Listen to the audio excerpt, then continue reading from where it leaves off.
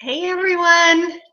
I just wanted to take a quick minute and make a video talking just a little bit more about my miracle morning and what it looks like. We've kind of gone through all the steps, and I just wanted to share what it looks like in real life for me, and it's harder for me to type that, so I'm just going to talk about it. So basically what I do is I have learned to practice what I talked about in the first video. I put my phone across the room, and actually my husband, which has been so cool, has been able to wake up at the same time lately. And so his alarm goes off, and so I just kind of jump out of bed, go right to the sink and brush my teeth, and then I open my door and I go outside. And for me, that has been so great. I just kind of leave the house and go outside in my backyard, and we have a pool, and so I've been just taking my phone out there, and I sit on my yoga mat by the pool, and I start with a vocal prayer. So I pray out loud. And I think I talked about this before, but I get distracted if I pray pray quietly. So I pray out loud, and then I sit down and I do some yoga, and I just have my Beachbody On Demand app on my phone, and I do 10 to 30 minutes of yoga.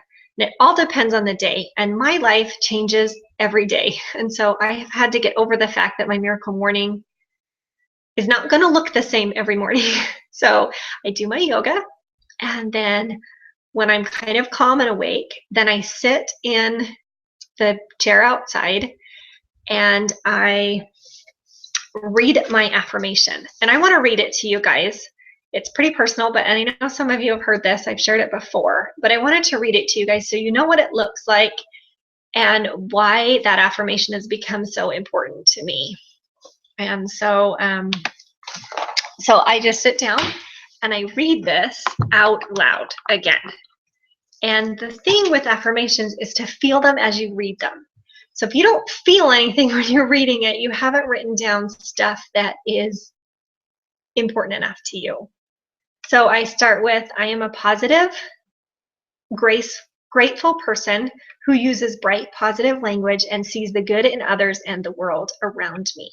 And that reminds me to be grateful, because that's something that I struggle with sometimes, is comparison. So that's the way I check that. I create a space for gratitude in my thoughts by looking for and writing down the hand of the Lord in my life. I start each day with meaningful vocal prayer and scripture study. I end each day with a prayer of gratitude. I am prepared to and receive inspiration daily for my family and myself. Being a mother brings me joy and growth. I gain knowledge by attending the temple, church, and by reading good books and podcasts. I seek out and learn from other mothers whom I admire. I am a good listener and listen to understand and not just to reply. I give others my undivided attention so they can feel my love for them. So again, one of the things that I struggle with is listening. I always have an answer, and I want to share my opinion. And so that quote reminds me to listen. And by saying it out loud each morning, it sets that intention. And then I don't go to bed at night with the regret of missed conversations. I am a good listener and I am focused, set goals, and finish what I set out to do. I use written routines and schedules to stay focused and complete tasks. Another thing that I'm not good at yet, but I want to be. So I write it as if I am already there. I teach my children by example to be dependable, reliable, and trustworthy. I take care of my body so I enjoy energy and good health. I work out each morning and love to fuel my body with fresh foods that fill my body with light. I prepare meals for my family that are nutritious and help them create healthy habits. So that gives me a why for making dinner, which I think sometimes making dinner is so monotonous. But in the morning, part of my affirmations is why. I want them to create healthy habits. It helps me with the actual doing. I take care of my mind by reading or listening to books that strengthen my weaknesses and turn them into strengths. I reach out to others within my circle of influence and help them to take control of their physical and mental health. I empower other women through listening to and helping them achieve their goals. So that's my coaching part. I spend a little bit of each day inviting other people to challenge groups or free groups like this, and that's why I do it. I am wise with the resources that have been entrusted to me. budgeting's really hard for me. And so I'm gonna have a budgeting part in my affirmations. I help Brian to create financial security and peace through wise saving and spending and through my coaching income. So when I say that, I think about what it's gonna be like when I just can balance my budget at the end of each month and what that looks like. And I'm getting closer. I support, love, and foster my relationship with my husband. We create strong bonds through kind words, thoughtful acts of service, weekly dates, and common goals. So again, my relationship with my husband is really important to me. So that's going to be in my affirmations. I help my children identify, recognize, and develop their testimonies and talents. I prepare them to attend the temple through family home evenings, scripture study, and family prayer. So that has part of my religious conviction in it. That's another part that makes me feel when I read this. It gets me a little teary-eyed to think about them achieving their spiritual goals, ones that we've set as a family. And they may not be your spiritual goals, but whatever you have, whatever's important to you at your deep down core should be in your affirmations.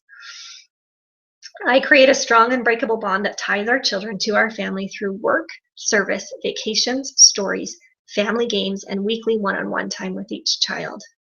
Our home is a clean, organized place where the spirit is felt. My children and their friends love to be in our home and feel love and comfort when they are here. I go to bed each night with a heart full of love and gratitude for a day well lived. So every morning I say that out loud, and it sounds long, but every morning there are certain parts that I kind of stand out to me. I've prayed, I've set my mind at peace with my yoga and my meditation. And so I feel like I've done all those things so I can receive kind of an inspiration or an impression or whatever you feel, whatever higher power you believe in can let me know what's important for today. So what part of that mission statement, obviously I don't do all of those things every day, but what part stands out? And then I can look at the collective week at the end of the week. And the other part is that then I spend a few minutes in this journal, and really literally a couple minutes. And this journal, just you write down 3 things you're grateful for. You write down what would make today great really quickly, and a daily affirmation. And that's where I pick out one piece of my affirmation statement. And I write it in there, and I think, so yesterday my affirmation was a person who adds light to my body with fresh foods, water, and who has healthy ways to relax, because emotional eating has been a hard thing for me the last week. So that's what I'm focusing on. So that's what that affirmation statement does for me. And the days when I skip it, I don't know if it's the stage of life that I'm in or where I am, but I feel a confusion and a frustration and a paralyzing sense of overwhelmingness come into my life if I've skipped my miracle morning a couple days in a row.